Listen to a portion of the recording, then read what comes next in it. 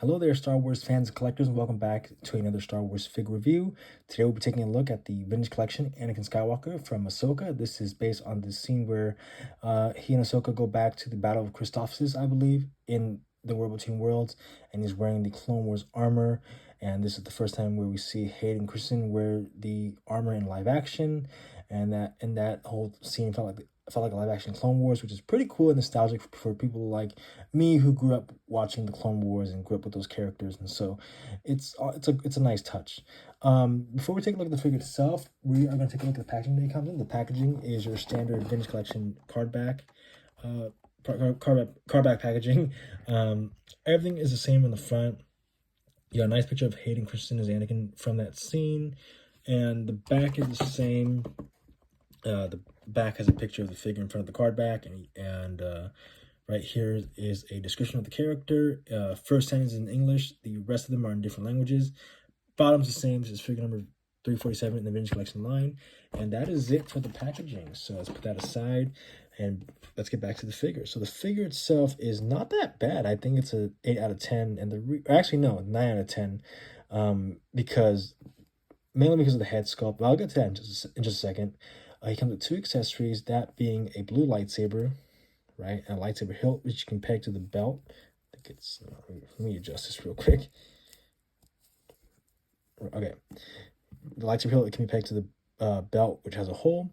And in terms of articulation, Anakin has a ball-jointed head, hinged shoulders, hinged elbows, hinged wrists, ball-jointed the waist, hinged hips, swivel upper thighs, hinged knees, and hinged ankles.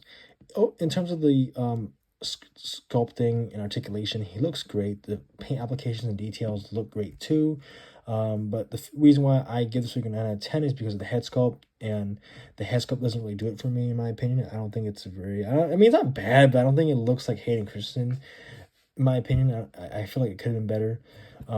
Let's compare him to the Clone Wars Anakin from the vintage collection back in I think it was from 2012. He dropped the lightsaber, but that's okay. I think this one is still a better version of the Clone Wars Anakin.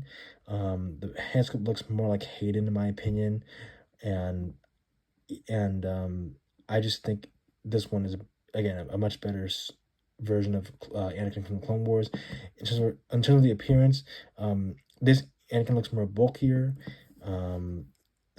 I think this symbol right here is more bigger compared to this one, and yeah, and so even though these two are similar, there are some minor differences between the two figures.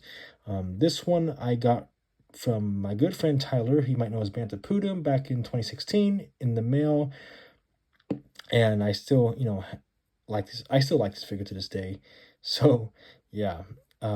But yeah, other than that, I do recommend this figure if you really like Anakin, or just really like this version of Anakin.